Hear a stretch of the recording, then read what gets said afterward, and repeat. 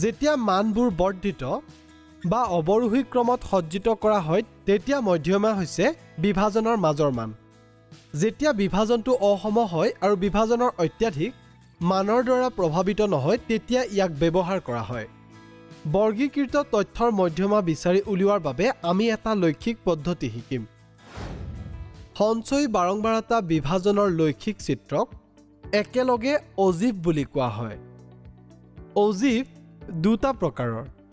1 তাতকৈ বেছি প্ৰকাৰৰ আৰু 2 তাতকৈ কম প্ৰকাৰৰ এটা অজীৱ সাধাৰণতে তাতকৈ কম প্ৰকাৰৰ বা দুয়োটা অজীৱ ব্যৱহাৰ কৰি কেনেদৰে মধ্যমা বিচাৰি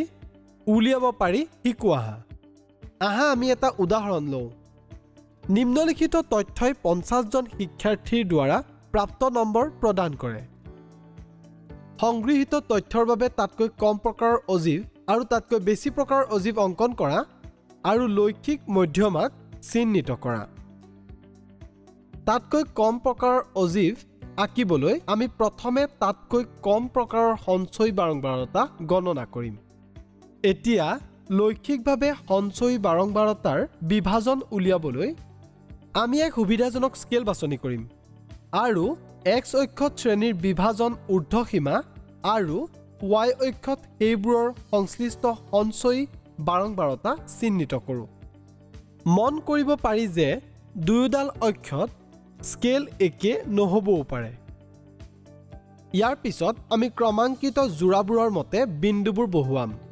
উচ্চ সীমা সঞ্চয়ী বাৰংবাৰতা অৰ্থাৎ 10,5 20,8 30,12 40,15 50,18 60,22 70,29 80,38 90,45 100,50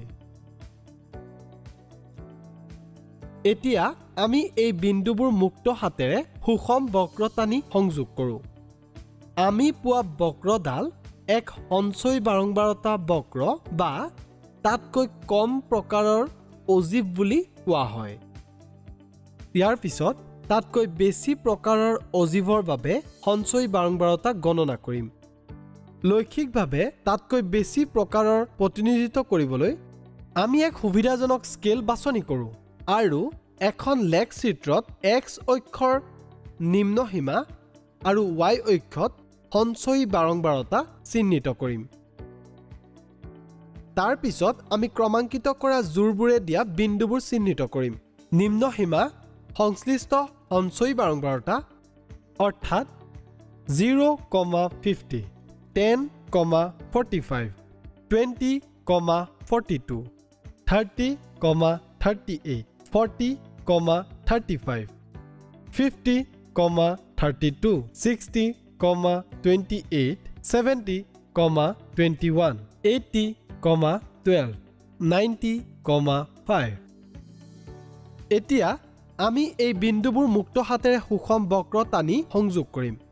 আমি লাভ কৰা বক্ৰডাল হৈছে এক সঞ্চয়ী বাৰংবাৰতা বক্ৰ বা তাতকৈ বেছি প্ৰকাৰৰ অজীৱ এতিয়া আমি চাম যে তথ্য অনুসাৰে মধ্যমা বিচাৰি উলিয়াবলৈ আমি কেনেদৰে এই দুডাল সঞ্চয়ী বাৰংবাৰতা বক্ৰ ব্যৱহাৰ কৰিব পাৰোঁ এটা উপায় হ'ল y অক্ষত n/2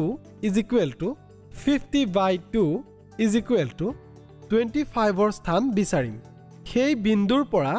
x অক্ষৰ সমান্তৰালকৈ বক্ৰডালত কটাকটি কৰা বিন্দুটোলৈ এডাল ৰেখা আঁকিম এই বিন্দুৰ পৰা আমি x অক্ষৰ লম্বভাৱে ৰেখা এডাল আঁকিম x অক্ষৰ সৈতে এই লম্ব সংযোগ বিন্দুৰ x স্থানাংক বা এবছিছা বিন্দুৱে যি অংশত স্পৰ্শ কৰিছে সেই স্থানেই হৈছে ইয়াৰ মধ্যমা মধ্যমা প্ৰাপ্ত কৰাৰ আন এটা উপায় হৈছে নিম্নলিখিত ধৰণৰ একেখন লেখ পত্ৰত একেডাল অক্ষলৈ তাতকৈ কম আৰু তাতকৈ বেছি এই দুয়োটা অজীৱ আঁকা দুয়োটা অজীৱ এটা বিন্দুত ইডালে সিডালক ছেদ কৰে এই বিন্দুৰ পৰা x অক্ষত লম্বভাৱে ৰেখা আঁকা ই x অক্ষ কটাকটি কৰা বিন্দুটোৰ x স্থানাংকে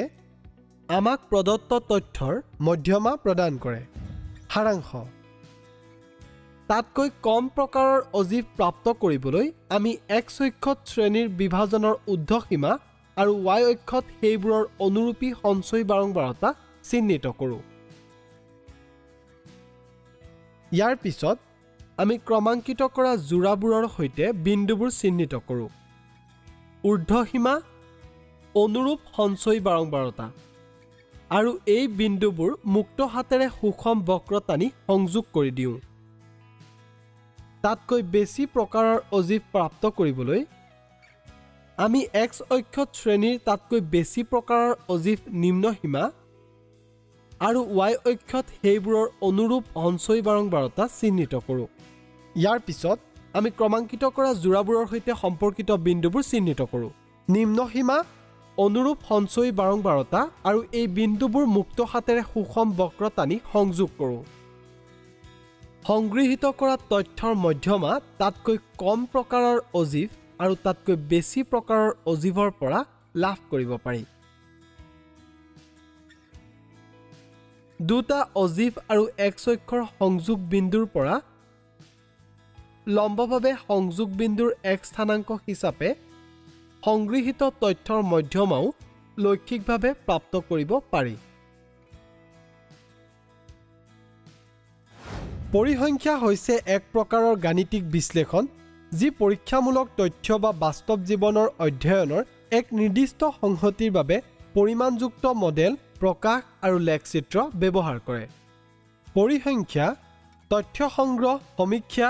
বিশ্লেষণ আৰু তথ্যৰ পৰা সিদ্ধান্ত আহৰণ কৰাৰ পদ্ধতি অধ্যয়ন কৰা এক বিষয়। পৰৱৰ্তী ভিডিঅ'বোৰত বিভিন্ন বিষয়ৰ বিষয়ে আৰু বহু কথা জানিম।